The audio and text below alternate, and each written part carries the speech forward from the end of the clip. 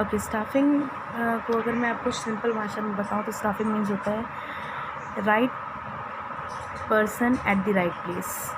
Simply यानी कि जैसे कि कोई इंसान सीए है तो उसको हम साइंटिस्ट तो नहीं कह सकते, है ना। सीए है तो चार्टर्ड अकाउंटेंट नहीं कहेंगे।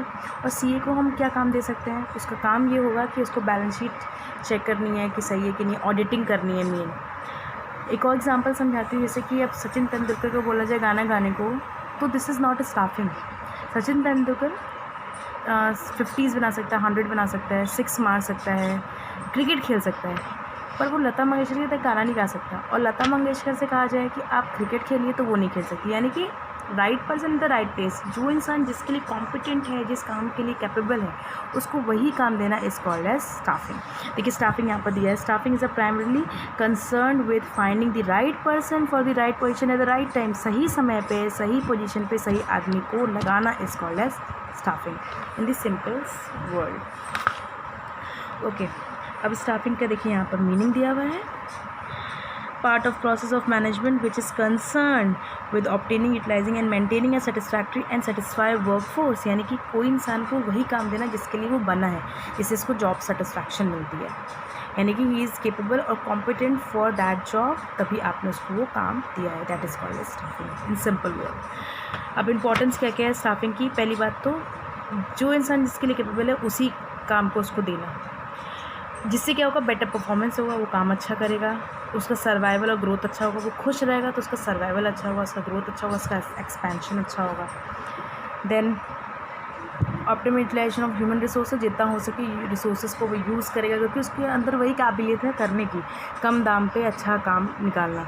Improve job satisfaction and moral, यानी कि उसका अगर वो जॉब खुश रहेगा तो उतना ही प्यार से वो काम करेगा, उतना ही वो अच्छे से सेटिस्फाई होगा। तो that is stuffings main importance. अब स्टाफिंग के प्रोसेस क्या है, मेन यही है। हर चैप्टर में जो स्टेप्स दिए हैं बहुत इंपॉर्टेंट है। तो स्टाफिंग प्रोसेस में पहला आता है estimating the man power requirement. जिस इंसान को जिस काम के लिए रखा जा रहा है वो काम वो इंसान करे तो उसकी मैन पावर का सही यूटिलाइजेशन हो सकता है। Man power requirement involve forecasting and determine future man power need of the organisation. किसी भी काम को करने के लिए किसी एम्प्लॉय को आप रखें तो उसकी स्किल, क्वालिफिकेशन, एलिजिबिलिटी देख के आप रखते हैं। That is called man power requirement.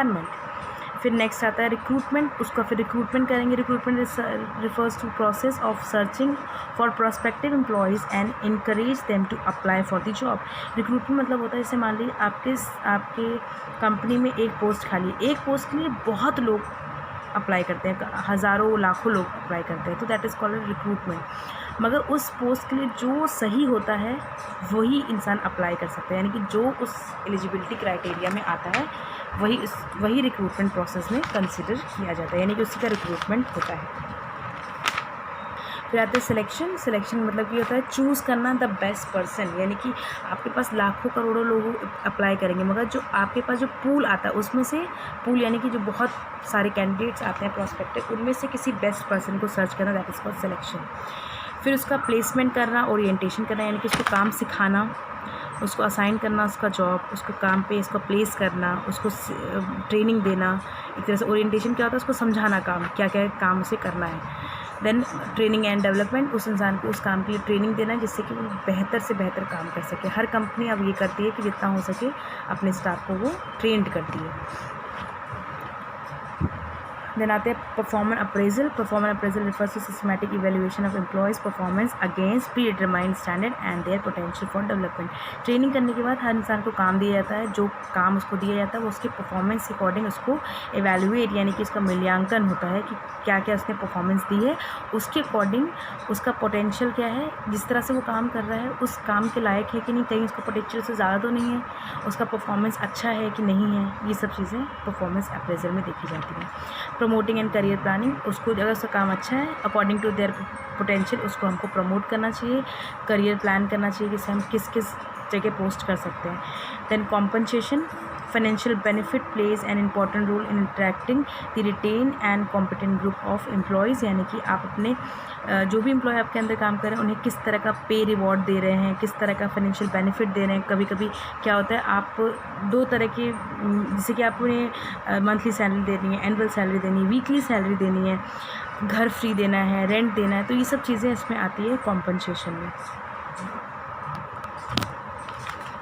Okay, अब यहाँ आते हैं source of recruitment. Source of recruitment दो तरह के होते हैं, internal source and external source. अब देखिए इंटरनल सोर्स में आप देखिए प्रमोशन एंड ट्रांसफ़र। अगर आपको किसी को रिक्रूट करना है इंटरनल सोर्स यानी कि बिना किसी बाहरी इंसान को लिए हुए, तो आप कोई जॉब मान लो, कोई पोस्ट मान लो खाली है तो आप प्रमोशन कर सकते हैं। अदरवाइज़ आपके यहाँ पोस्ट खाली है तो आप कहीं से ट्रांसफ़र भी कर सकते हैं। तो ये इंटरनल रिक्रूटमेंट होता है, यानी कंपनी के अंदर ही अंदर रिक्रूटमेंट आपने कर दिया।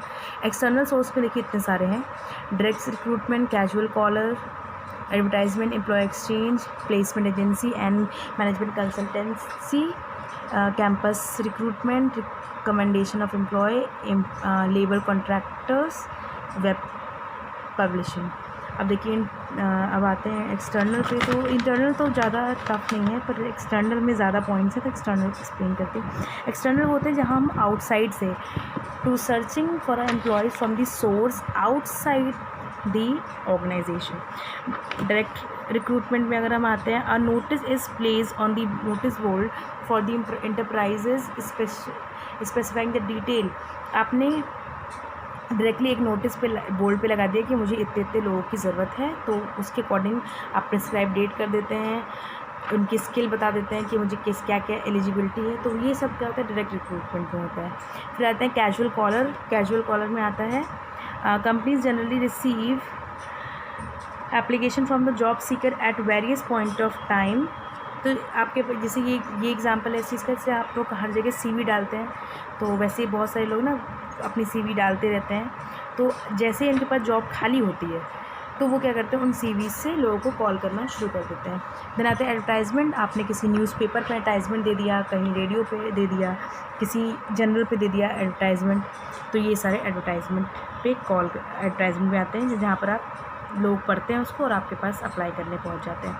Employment exchange. एम्प्लॉयमेंट एक्सचेंज आपको पता होगा, जैसे कि मनरेगा है, मनरेगा के बारे में आपने सुना होगा। मनरेगा महात्मा गांधी ने बनाया था।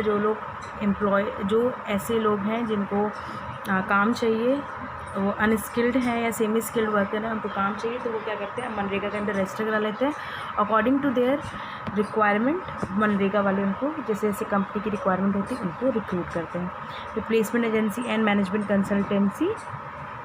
अब जैसे कि आपको कुछ काम चाहिए तो आप कंसल्टेंट्स को कॉल कर सकते हैं कि मुझे जॉब चाहिए, तो उसके अकॉर्डिंग अपने आप जो आपकी कैपेसिटी होती है उसके अकॉर्डिंग आप उनको रजिस्टर करवाते हो, आप अपने आप को रजिस्टर कराते हो उनके अंदर। तो वो एजेंसीज़ क्या करती हैं, आपको प्लेसमेंट प्रोवाइड करती हैं। कैंपस रिक्रूटमेंट, जैसे कि आप IIT और IIM में देखते हैं कि आप पढ़ रहे हो वहाँ पर कंपनीज आती हैं और आपको रिक्रूट करके ले जाती हैं, that is called campus recruitment. Recommendation of employ, किसी ने आपको रिकमेंड किया है कि आप इस XYZ is the person who is suitable for this job, तो किसी के रिकमेंडेशन से भी आपको ले सकते हैं। लेबर कॉन्ट्रैक्टर, कोई एजेंट है या फिर लेबर कॉन्ट्रैक्टर, जैसे कि एग्जांपल देती हूँ आपको, बिल्डिंग्स बनाने के लिए कॉन्ट्रैक्टर को हम कंसल्ट करते हैं कि मुझे बिल्डिंग बनानी, तो वो लेबर को खुद रिक्रूट कर लेते हैं अपने अंदर, तो एक तरह से इंटरमीडिएटरी होते हैं, तो that is labour contractor. Advertising on television पे आपने एडवर्टाइज कर दिया कि मुझे इतने इतने वर्कर्स की ज़रूरत है, तो लोग वहाँ पर अप्लाई कर देते हैं। वेब पब्लिशिंग, जैसे Naukri.com यहाँ पर दिया हुआ है, तो Naukri.com हो गया। अदर भी ऐसे वेबसाइट्स हैं जिसमें आप अपने आप को रजिस्टर करा सकते हो, जिससे जो जिस काबिलियत के लिए आप हैं उस काबिलियत के हिसाब से आपको नौकरी दी जाती है। फिर आता है सिलेक्शन प्रोसेस। सिलेक्शन प्रोसेस क्या है, पहले आपकी प्रीलिमिनरी स्क्रीनिंग होती है। स्क्रीनिंग में क्या होता है, आपके एप्लीकेशन फॉर्म आप भरते हैं, क्वालिफ़िकेशन देखी जाती है कि क्या क्या क्वालिफ़िकेशन है। अगर आप अनक्वालिफाइड हैं उस एलिजिबिलिटी क्राइटेरिया के अंदर, तो आपको हटा दिया जाता है यहाँ से। That is called preliminary screening, जहाँ पर आपकी चेक किया जाता है कि जो एप्लीकेंट फॉर्म भर रहा है वो एप्लीकेशन जो भरी है वो सब सही है कि नहीं है। अगर कोई इंसान गलत भर रहा है तो उसको रिजेक्ट कर देना, तो ये फर्स्ट राउंड ऑफ इंटरव्यू कहते हैं, जहाँ पर हम स्क्रीनिंग करते हैं, छांटते हैं कि कौन कौन सही है कौन कौन गलत है। Then selection test. अब टेस्ट किस किस तरह होते हैं? सिलेक्शन टेस्ट होते हैं इंटेलिजेंट टेस्ट, इंसान का IQ लेवल चेक किया जाता है, जैसे कि एप्टीट्यूड टेस्ट हो गए, तो एप्टीट्यूड टेस्ट है, पर्सनालिटी टेस्ट है, ट्रेड टेस्ट है, इंटरेस्ट। तो ये टेस्ट वो लेते हैं, यानी कि इंटरव्यू के दौरान वो पूछते हैं ऐसे सवाल जो कि इन सब एरियाज़ को कवर करते हैं। Then employment interview. इंटरव्यू के दिन यानी कि जो all those applicant who qualify the test are call for interview. जो लोग ये सारे ऊपर के टेस्ट क्वालिफाई करते हैं उनको हम इंटरव्यू के लिए बुलाते हैं। इंटरव्यू के बुलाने के बाद क्या होता है, नेक्स्ट है इसमें रेफरेंसेस एंड बैकग्राउंड चेक। जो आपने डिटेल्स भरी, अपने नाम की, अपने एड्रेस की, अपने टेलीफोन की, वो सारी इन्फॉर्मेशन वो चेक करते हैं, वेरीफाई करते हैं कि ये जो आपने भरा है वो सब सही है कि नहीं है। आधार कार्ड, इसमें ये सब बहुत सारे फैक्टर्स देखते हैं कि आपके अगेंस्ट कोई FIR तो नहीं है, ये सब चीज़ें वो चेक करते हैं। सिलेक्शन डिसीजन, फिर उसका फाइनल लिस्ट बनती है कि किस किस को आपने सेलेक्ट किया है।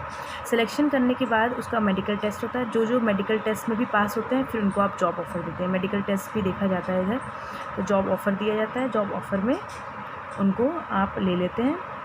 जो आपके इतने सारे स्टेप्स आपको फॉलो ऑन करने पड़ते हैं as a selection process. Then job offer the candidate who have pass all the previous hurdles, यानी कि जितने टेस्ट हैं उनको जॉब ऑफर की जाती है, उनको लेटर दिया जाता है।